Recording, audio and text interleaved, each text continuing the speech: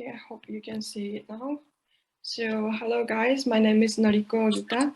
I'm from Aspire Soka, Japan, and today we have three presenters, including me. So, Noriko and Mako, Sakakibara, Manami, Yamaguchi.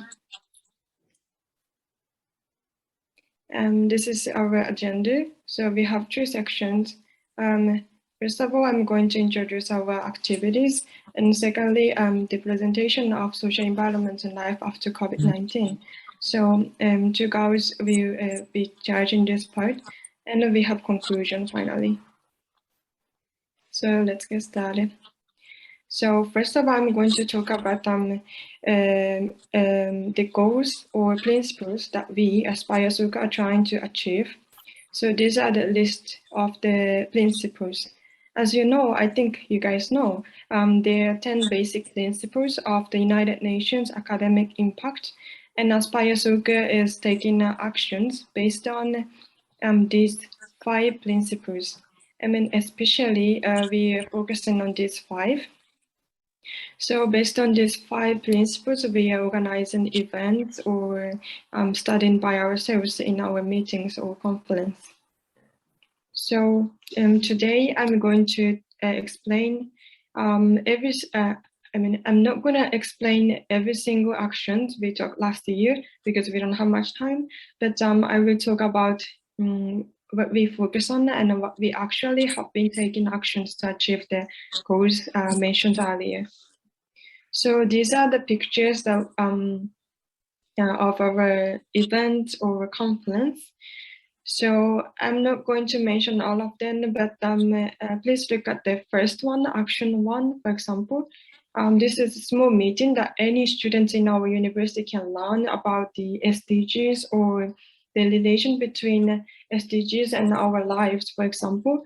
And in this case, in this event, we had some students who were going who will make a presentation about one of the SDGs and discuss and exchange about the problems or the opinions about what we can do to solve it, for example. And please look at action 3 next. So this is a picture when one of our members made a presentation about an issue of refugees at our university. So the place was on the campus, but there are a lot of audience who came from outside of campus. So they are just ordinary people, not our university students. Yes, so basically anyone could join this event, and she talked about her working experience in the organization, which is focusing and supporting refugees women in Japan. So the refugees is not from Japan, they are from Myanmar or, for example, African countries, but they live in Japan, so we support in this organization. And not only about refugees issues, but also their various issues, the global issues, then hard for us to know. For example, in maybe Korea or Japan, it is a little hard to talk or understand about the situation of refugees because Korea or Japan, we have a few ethnic groups, for example. So that's why we try to split what is going on among people called refugees, for example, in this case. And yes, next I'm going to talk about what will we do. So this is kind of an expectation that we're going to achieve in near future, for example, yeah. So we think that what we do has a great impact on the society because it seems really small and each event is really small actually, but it takes time to change the whole society and the world.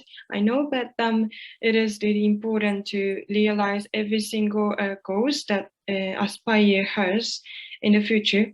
So we think and we believe that we can discover our potentials and the small change that make we can make a small change that make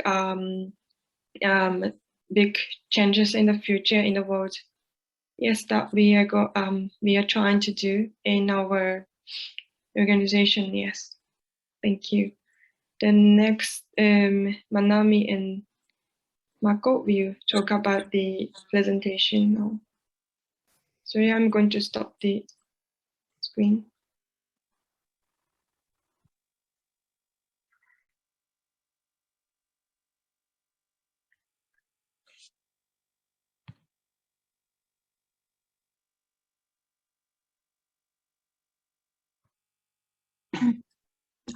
Thank you.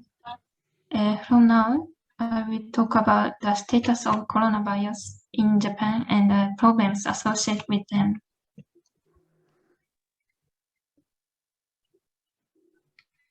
Japan had experienced a total of 5 infection explosions since the first corona cases were identified. As can be seen in the table, the number of infected people, especially during the fifth wave, was much higher than before, and the medical system throughout the country was in a tight situation. As a whole, the Japanese government declared four times of a state of emergency as a measure against COVID. But unlike the lockdowns in other nations, it did not force restrictions on people's activities, so its effect limited. Recently, however, a rapid decrease in the number of infected people has been observed, with an increase in vaccination rate. There are even days when the total number of infected people in the country is less than 100. In the beginning, however, vaccination lags behind of other countries, and until 7 weeks before the Tokyo Olympics, only 3.5% of the population had been vaccinated. The Olympics were even in jeopardy due to the concerns about the spread of corona infection. However, in about a half year, in December, around 79% of the population has been vaccinated with the first dose, and 77% of the population has been vaccinated with the second dose. The third round of vaccination is now underway.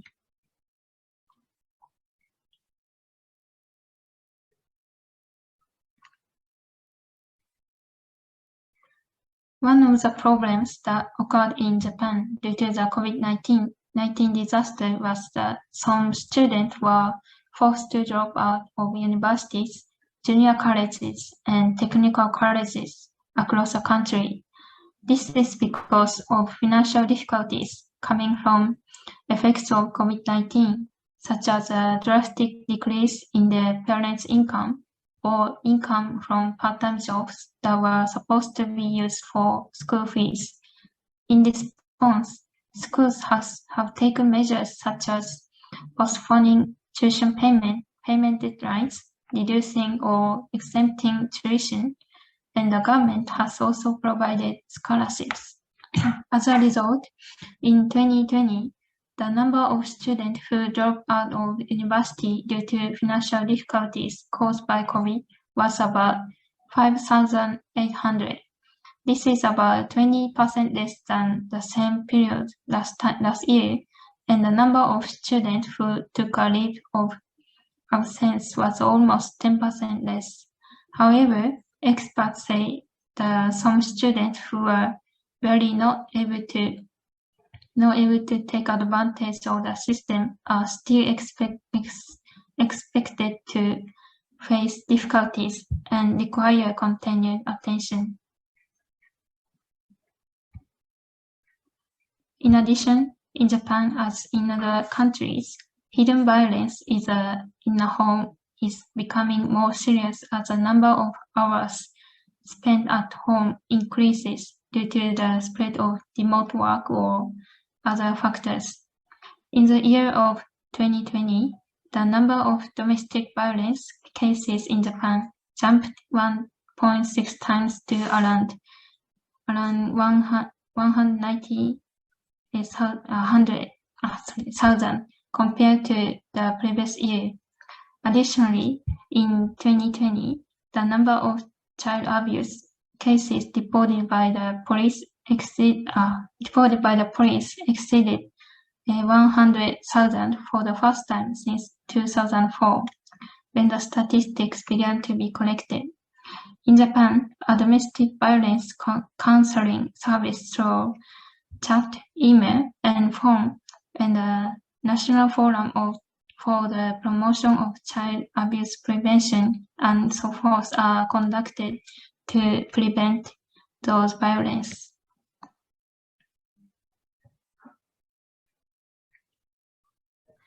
Thank you, Manami. For me, I'd like to talk about the life after COVID-19 and the actions taken by the Japanese government.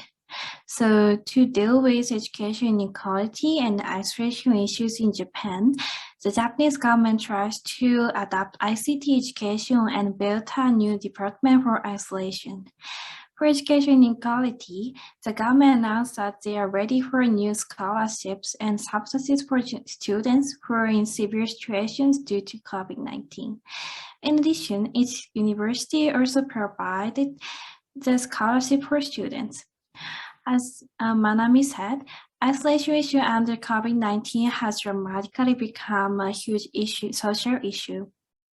Thus, the government created a new department for isolation. This department addresses not only suicidal child abuse, but also domestic violence, sexual violence, and food bank. Next slide, please.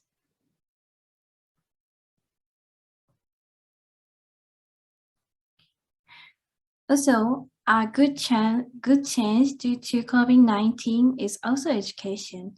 In 2020, students couldn't go to school to prevent spreading the cases, so the government have promoted ICT education. Actually, the government has tried to proceed with ICT in the education sector from 2019.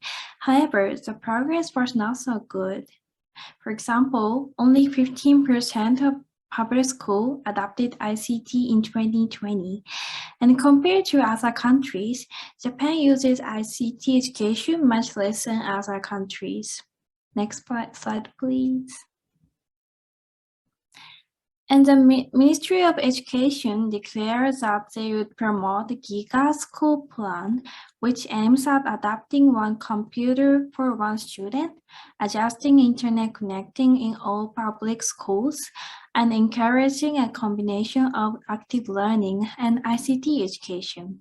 And GIGA means Global and Innovation Gateway for All. This plan can grow the diversity of education in Japan. Next slide, please. Yeah, and for my experience, for example, I'm in Canada as an exchange student, but I also wanted to take a class at my home university. So I was looking over the syllabus and I found out that there are on-demand classes. So now I'm taking classes about local government. And moreover, I'm also interested in earth science, even though my major is planetary politics. So I found out that some universities provide on-demand lectures for free. So therefore, ICT education is going to be extended and the way of learning will also become diverse in Japan. Next slide, please. Okay, thank you, Mako. As a conclusion, under the COVID-19 pandemic, Japan experienced a sharp decline in the number of infected people as vaccination rates increased, and dropping out of school, violence at home, and are examples of arising issues due to COVID in Japan. For the future, the government encourages ICT education for each sector to guarantee education for all children. That's all from us. Thank you for listening. Thank you. Differences. Thank you. ありがとうございます。That's why Japan. Thank you so much.